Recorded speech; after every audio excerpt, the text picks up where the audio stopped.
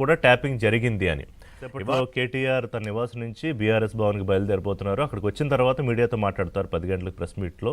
ఇప్పటికి మనకున్న సమాచారం అయితే అటు నుంచి దాదాపు 20 మినిట్స్ రీచ్ అయిపోవడం. సో 10:40, 10:35 ప్రాంతంలో బయలుదేరి 11 గంటలకల్లా సిట్ ఆఫీస్కి చేరుకుంటారు.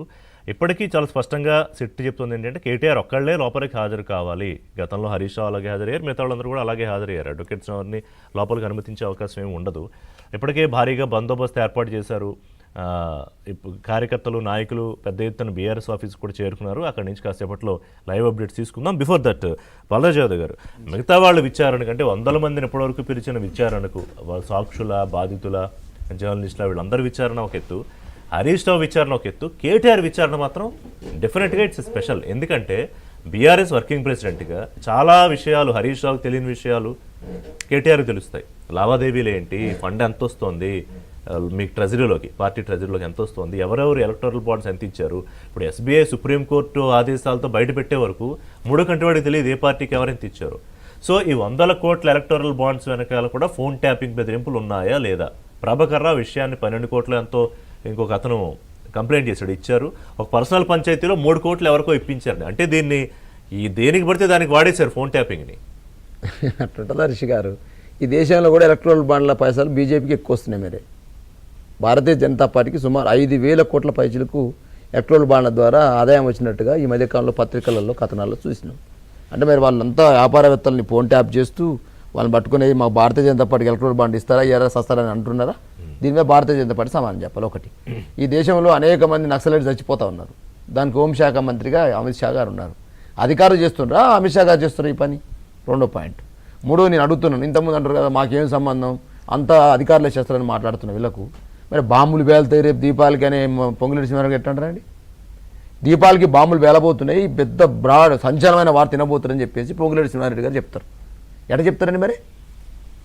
ఏమంటారు అంటే ఇవన్నీ కూడా పొంగులేటి సింహారెడ్డి అదే మాట చెప్తాడు. అరెస్ట్ కాబోతారని చెప్పేసి మహేష్ కుమార్ గౌడ్ అదే అంటాడు. మీ మంత్రిగా పనిచేస్తున్న పొన్నం ప్రభాకర్ అదే మాట అంటాడు. ఫోన్ ట్యాపింగ్లో సంచలన విషయాలు బయటికి రాబోతుందని చెప్పేసి ఇంకో కాంగ్రెస్ నేత అంటాడు. ఇక కూడబడుకున్నట్టు వీళ్ళందరూ పోయి, ఒక ఆయన పోయి మైనంపల్లి హనుమంతరావు పోయి నేను నా చేసి ఈయన మాట్లాడతాడు. ఇంకొక ఆయన Huzurabad Congress party market committee chairman పనిచేసిన ఆయన ఇంకొక ఆయన పోయి నా ఫోన్ ట్యాప్ చేసి చెప్పి వీళ్ళు మాట్లాడతారు. ఏం సార్ ఇదంతా?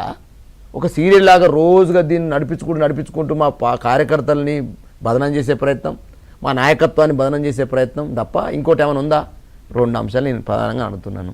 ఇవాళ ఏదైతే మీరు ఏం సార్ దీనికి ఇంత అంగం అవసరం అని చెప్పేసి మాట్లాడుతున్నటువంటి రామ్మోహన్ గారికి చాలా గొప్పగా కొన్ని అంశాలు సూచన చేస్తున్నాను. నేను ఉస్మాన్ సిటీ స్టూడెంట్ లీడర్గా ఉన్నా. 2015లో మీ ప్రతిపక్ష నాయకుడుగా ఉన్నటువంటి రేవంత్ రెడ్డి గారు, ఈరోజు ముఖ్యమంత్రి గారు, ఆ రోజు మీరు ఓటుకు నోటు దిగిస్తులో పట్టుబడ్డారు 50 లక్షలతోటి. చెర్లపల్లి జైల్లో ఉన్నాడు తను. చెర్లపల్లి జైలు నుంచి ఉస్మాన్ సిటీ మీదుగా ఎంత పెద్ద కాలరాలు తీశారో విజువల్స్ తీయని చెప్పి మీ దాంట్లో కూడా ఉంటాయి. మరి ఆ రోజు ఏమన్నా మరి స్వతంత్ర పోవడం చేసిండా రేవంత్ రెడ్డి గారు? లేకపోతే ఏదైనా పెద్ద ఎత్తున ఏదన్నా, లేకపోతే ఏమన్నా తెలంగాణ పోవడంలో జైలుకి వెళ్ళిపోయేస్తుండా? ఎందుకు ర్యాలీ తీసారు? నేను ఆ రోజు ఉస్మాన్ సిటీ ఆర్ట్స్ కార్ దగ్గర నుంచి నేను ఏం చేసినా నాకు తెలుసు. ఆ రోజు నేను మీ ర్యాలీ మీద నేను అంటున్నట్టే, ఇప్పుడు కార్యకర్తలు, పార్టీ, దానికి యంత్రాంగం ఉంది. నాయకుడికి అండగా ఉండాల్సిన అవసరం ఉంది. ఈ నాయకుడి మీద వస్తున్న ఆరోపణలు అవాస్తవం అని చెప్పి మేము నమ్ముతున్నాం. మీరు వాస్తవాన్ని మీరు అంటే ప్రతిపక్ష నాయకుడు పెట్టండి. నా మీద ఉన్న ప్రతిపక్ష నాయకుడు, నా మీద పోటీ చేసిన ప్రతిపక్ష నాయకుడు, నా మీద ఉన్నటువంటి అధికార పార్టీ నా మీద మంచి చెప్పడం చెప్తాను. మా కేటీఆర్ గారు మంచివాడు అనమంటారా? ఇది చట్టం తెలుస్తుంది. ఇంకో అంశం నేను ఏమంటున్నాం అంటే, అధికారులు చట్టం తెలుస్తుంది మీరు అన్నారు. కేటీఆర్ గారు చట్టం తెలుస్తుంది కాదు. కేటీఆర్ గారు నిన్న నోటీసులు రాగానే నోటీసులు ఇచ్చారు కదా, వెళ్తాను నేను, అడుగుతారు, చెప్తాను, తన పని తాను చేస్తుంది అనలేదు. ఇదో లొట్టపేసి కేసు, కక్షపూరిత కేసు, ఇది టైం పాస్ కేసు, ముఖ్యమంత్రి దావోస్ పోయాడు కాబట్టి మమ్మల్ని ఏదో ఇదని. అంటే ఆయన ఎన్ని ఆరోపణలు చేయాలి, అన్ని రాజకీయ ఆరోపణలు ఎందుకు చేశారు? ఎందుకంటున్నామంటే సార్ 2026 సంబంధించి జనవరి 22వ తారీఖు రోజున ఏది 9 కోల్ బ్లాక్ సంబంధించిన టెండర్ల యొక్క సంబంధించిన ప్రారంభం అయిందని చెప్పేసి ప్రకటన వచ్చింది సార్. 18వ తారీఖు సంబంధించి దీని నోటీస్ టెండర్ వచ్చింది సార్. 18వ తారీఖు రోజు తర్వాత 19వ తారీఖు రోజు అయితే మీ జనవరి 19వ తారీఖు రోజు హరీష్ రావు గారు ప్రెస్ మీట్ పెట్టారు సార్. మార్నింగ్ 19వ తారీఖు అట్లా ప్రెస్ మీట్ పెట్టి సిద్దిపేట కార్యక్రమం పోగానే 19వ తారీఖు నాడు సాయంత్రం 4-5 గంటలకు 6 గంటలకు కంటే నోటీస్ వస్తుంది సార్. సార్ ఏం జరిగింది అనేది మా ఆరోపణ ప్రజలకు మేము చెప్తా ఉన్నాము. దీంట్లో లేకపోతే ఒక టైం టు టైం టేబుల్ ప్రకారం ఎట్లా వస్తుంది సార్? 19వ తారీఖు నాడు మార్నింగ్ మేము ప్రెస్ మీట్ పెడతాం, 19వ తారీఖు నాడు సాయంత్రం నోటీస్ వస్తుంది. 20వ తారీఖు రోజు ఏమంటే విచారణ రావాలంటారు. హరీష్ రావు గారు కానీ కేటీఆర్ గారు కానీ దీన్ని ఏంటంటే దీన్ని పెద్ద ఏం చేసినట్టు మరి దీన్ని నేను అంటున్నాను. ఇవాళ వెంబటే రావాల్సిన అవసరం లేదు సార్, 2 రోజులు టైం ఇవ్వండి, సాక్షిగా పిలిచేది మీరు. ఓకేనా? అప్పుడు ఓకేనా? 2 రోజులు టైం 2 రోజులు కాదు 10 రోజులకి ఇవ్వండి. గోల్ స్కామ్ కి దీనికి సంబంధం లేదని ఒప్పుకున్నాం కదా సార్ అట్లా. కానీ దీని డైవర్షన్ ఏం సార్, నేను ఏమంటున్నంటే ఒకవైపు వరుస కథనాలు వచ్చినాయి సార్. వరుస కథనాల్లో 18వ తారీఖు రోజు వచ్చిన వార్తలు సంచలనం. ఈ మీ రాష్ట్ర కేబినెట్ లో ఉన్న మంత్రి మీద అనేక ఛానల్లో కథనాలుగా పుంకాలుగా అది అబద్ధాలా, మీరే సీఎం వడ్డీ వారించిందా ఆ మంత్రి మీద మాకు తెలియదు. ఇవాళ మీ డిప్యూటీ సీఎంఏ మాట్లాడుతూ ఉన్నాడు, అన్ని వాస్తవాలు బయట పెడతాను, నేను ప్రెస్ మీట్ పెడతాను చెప్పేసి. నేను రద్దు చేశాను, ప్రకాశం కాని సంగతి ఏంది, మిగతా 6 సంబంధించినటువంటి కౌల్ బ్లాక్ల సంగతి ఏందని వాళ్ళు అంటున్న పరిస్థితి కనపడుతుంది. ఇప్పుడు మేము చెప్పిన మాట అవాస్తవం అయితే 9 కోల్ బ్లాక్ లో జయం జరగలేదు, టెండర్ల గోల్మాల్ అని మేము అబద్ధం చెప్పినట్టయితే దాని మీద కేంద్ర ప్రభుత్వం ఎందుకు కమిటీ వేస్తుంది? మీ బట్టి క్రమార్గారు రద్దు చేస్తామని ఎందుకు చెప్తారు? వాస్తవాలు తేలిపోయినాయి కదా. ఈ వాస్తవాన్ని పక్కదారి పట్టించడం కోసం ఏం చేయాలి సార్? హరీష్ రావుని తెర మీద తీసుకురావాలి. హరీష్ రావుని కొంత పెద్ద ఆయన తీసుకురావాలంటే ఏం చేయాలి? మళ్ళీ కేటీఆర్ తీసుకురావాలి. కేటీఆర్ తర్వాత ఏం చేస్తారు?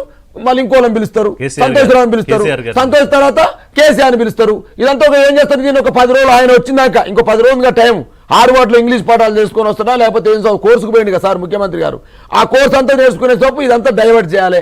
అంతసేపు ఏం చేయాలి? బట్టి క్రమార్క అంశం పక్కకు పోద్ది, కోమరెడ్డి అంశం పక్కకు పోద్ది, ఇంకో మంత్రి అంశం పక్కకు పోద్ది, నీ సుజయ్ రెడ్డి బాంబర్ దేవారం పక్కకు పోద్ది.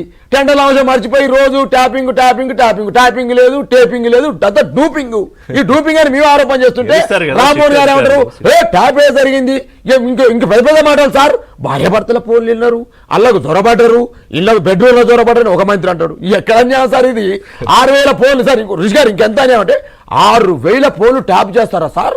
ఇది ఎక్కడైనా? మళ్ళీ ఏమంటారు? నవంబర్ నుంచే సమాచారం ఉంది, డిసెంబర్లో ఆల్రెడీ ఎలక్షన్లు వచ్చినాయి, మీరే గెలుస్తుంది.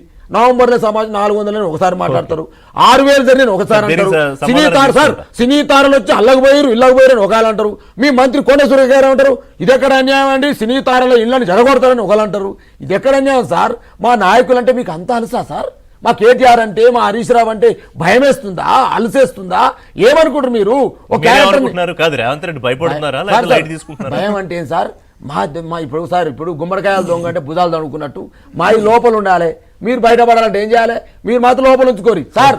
ములుగు సార్ స్పష్టంగా ఏబిఎన్ ద్వారా చెప్తా ఉన్నా, మేడారం జాతర సంబంధించినటువంటి టెండర్ల పైన అనేక రకాల ఆరోపణలు వచ్చినాయి సార్. ఏం ఆరోపణలు చెప్పనా సార్? సురేఖ గారు అక్కడనే మంత్రి ఉంటారు సార్, దేవాలయ శాఖ మంత్రి. ఇదే సార్ పైసలు వ్యవహారం సార్, జేబులు నింపుకునే వ్యవహారం సార్. ఈ జేబులు నింపుకునే వ్యవహారాన్ని పక్కదో పట్టించాలంటే హరీష్ రావు పైకి తీసుకురావాలి. ఇట్లా ఉపయోగపడుతున్నారు మా లీడర్లు ఫోన్ ట్యాపింగ్ అనేది. జేబులు నింపుకునే వ్యవహారాన్ని దాచుకోవాలంటే మా జేబులు ఇబ్బంది పెట్టాలి, మమ్మల్ని ఇబ్బంది పెట్టాలి, మా నాయకులు ఇబ్బంది పెట్టాలి సార్. ఇది వీళ్ళ వ్యవహారం.